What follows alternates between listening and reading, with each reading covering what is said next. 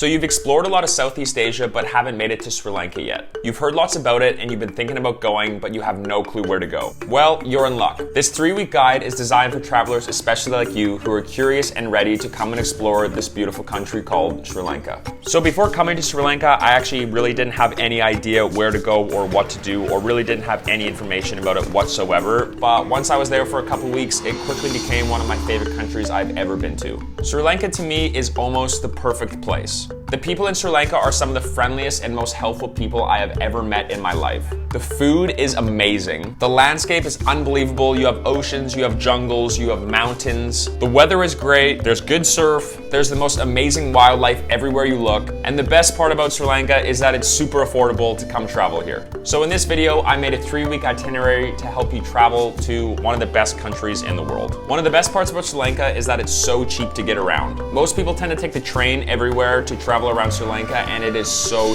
cheap. Some of the rides literally cost you only $1 to maybe $5 to get you almost across the whole country. For the most part, we took trains, local buses, and if it was kind of a hard location to get to, sometimes we got a tuk-tuk or a taxi. So starting off your journey, you're gonna be landing in one of the coolest cities and biggest cities in Sri Lanka called Colombo. Colombo is on the west coast of Sri Lanka, and it's, like I said, a very big city. And like I've mentioned in my videos before, me and Anik weren't really the biggest fans of big cities, so we kind of wanted to get out of Colombo as soon as we could. But there is lots to do in Colombo. There's like these old mosques you can go check out. There's a couple museums and big markets. So if you like that kind of stuff, then definitely spend a couple days here. But like I said, me and Anik just wanted to head straight to the beaches. For dinner our first night, we headed to a place called Honey. We walked in and there was this huge pool and a nice restaurant with some very vibey music. So we sat down and had some cocktails and had a nice bite to eat and just kind of enjoyed the sunset right on the ocean. It was very beautiful. So the next day you have 2 options. You can head east to another big city called Kandy, or what we did, we headed south down to Hikkaduwa, which is where the beaches are. Arriving in Hikkaduwa was great. It's a nice little town and it just felt so good to be back in warm weather and on the sand and looking at the ocean and watching the sunset. There's not too much going on in Hikkaduwa, so I suggest only spending 1 to 2 days here, but there are some nice restaurants and some nice surf spots if you're into that. We actually stumbled upon some massive sea turtles that were just chilling in this knee-high water right on the beach, so that was pretty cool. Then for dinner, we were told about a spot called Red Lobster, and we absolutely did not want to miss this one. We ended up getting the seafood platter for 2, and it literally came with all the seafood you can possibly imagine. It was literally this big, and yeah, it was just an amazing meal, and it really wasn't that expensive for all the food you got. So after your nice time in Hikkaduwa, you're going to be heading farther south now to a place called Weligama. Now, a lot of these surf towns down south in Sri Lanka have kind of the same vibe. They're just this tiny little surf town with some nice beaches and bars and restaurants, and Weligama is no different. It's a beautiful little surf town, but it's definitely a bit busier than Hikkaduwa. It was our friend Sudan's birthday, and so we just met up with him and chilled on the beach, and we actually got some cake, and some of the local boys started playing cricket as the sun was going down, so it was just a very nice vibe just to be immersed in the culture of Sri Lanka right away. And then some guy at our hostel decided he wanted to check out a jungle rave, so we all got into a tuk-tuk and ended up at some jungle rave at 2 a.m. and had a lot of fun and celebrated our friend's 30th birthday. Because there's not too much going on in Weligama, 1 or 2 nights here is absolutely fine. Now heading only about 20 minutes by tuk-tuk east, you're heading to kind of the big brother of Weligama, and that is called Mirissa. And that is, this place is one of the most famous places in all of Sri Lanka. This is a beautiful little surf town, but this one has a lot more restaurants, a lot more bars. The beach is way nicer, and it's just a better vibe altogether. Mirissa is famous for a place called the Coconut Tree Hill, and everyone and their grandmother goes there to take photos of this place. It's quite cool. It's not the most amazing thing you're ever gonna see, but it was nice to check out for one day. So if you're into partying, all the good parties and the nice DJs are gonna be down in the south near Mirissa and Weligama. These Sri Lankan people actually have a great taste in party music. At least I was enjoying it thoroughly. I've made a little edit about our time in Mirissa, so check this out.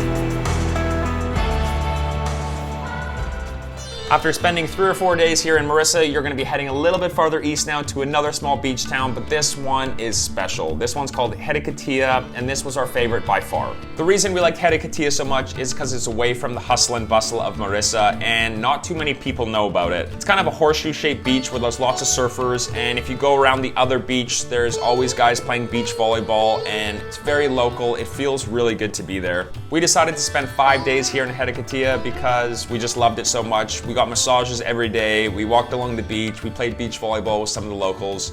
So yeah, we just had a very nice time and chilled out. So if you like having a nice relaxed time, think about spending a couple days here in Herikatia. Now, after your time in Herikatia, you're getting into the more fun stuff of Sri Lanka. You're going to be heading more east and a little bit north, and you're going to be heading to a place called Yala National Park. This national park is absolutely amazing. We did a full day safari here, and we ended up seeing leopards, there was crocodiles. At literally the sunrise, we saw like 10 elephants. There was peacocks, there was buffaloes, there was all these different types of monkeys and all these different types of birds. It was truly one of our favorite days by far. I've actually already made a video of Yala. If you want to check that out here, give that a watch and it'll give you some more detail of how cool this place is. For your stay in Yala National Park, obviously you can't sleep in the national park, so you sleep outside of it, and we stayed at a place called the Rice Villas, and this guy who owned it was such a legend. He cooks you the best Sri Lankan food you've ever had the night before of your safari. He books everything for you,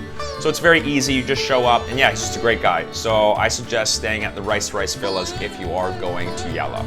So once you're done in Yala National Park, you have two options. You can head up to Arugam Bay, which is northeast, or you can cruise to Ella, which is in the mountains. Because it was rainy season in Arugam Bay, everything was closed, so we just decided to head straight to Ella for Christmas time. And Ella is truly the best place ever. We stayed here 5 or 6 nights, and yeah, like I said, we stayed over Christmas, and it's just this beautiful little town nestled in these mountains in Sri Lanka, and it's actually quite busy, which was kind of cool. We stayed at one of the coolest hostels I have ever stayed at in my life, called the Wild Bee Hostel, and the guy who ran this place is now a dear friend to me. His name is Sam, and he has built this hostel with a couple other guys, and it is truly one of the coolest hostels I've ever seen in my life.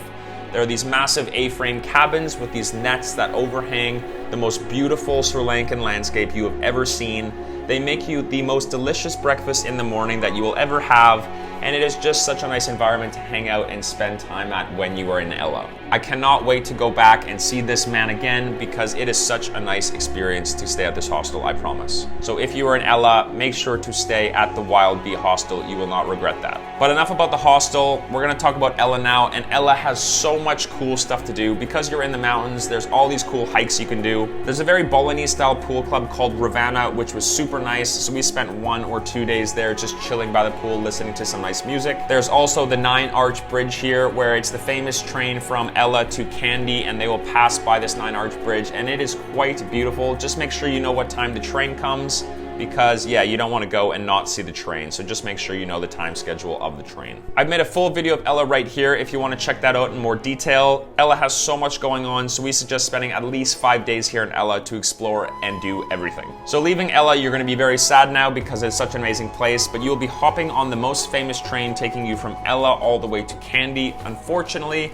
we didn't get to do that because we ran out of time, but what we suggest doing is getting on this famous train and riding all the way to Kandy. We don't have shots of this train, obviously, because we never took it, but everyone says that it's one of the most amazing things you can do. The scenery is unbelievable, so definitely make sure to check that out if you're there. Arriving in Kandy, yeah, it's just another big city, I've heard. There are a couple things to do like mosques and museums, but like I said, we're not really too into that, so if we were to be in Kandy, we'd probably only spend 1 night there. And after Kandy, that is your 3 weeks already finished. So now you're gonna head to Colombo, and that's where you're gonna fly to your next destination, hopefully another tropical paradise. Now I know I missed a bunch of spots in Sri Lanka. There's so many nice places to visit, and in 3 weeks, it's hard to cram it all in. That's why I suggest staying at least a month, because yes, there are some nice little beach towns in the south that we missed, and we missed Arugam Bay, and there's also this nice rock in the north called Sigiriya, I believe it's called.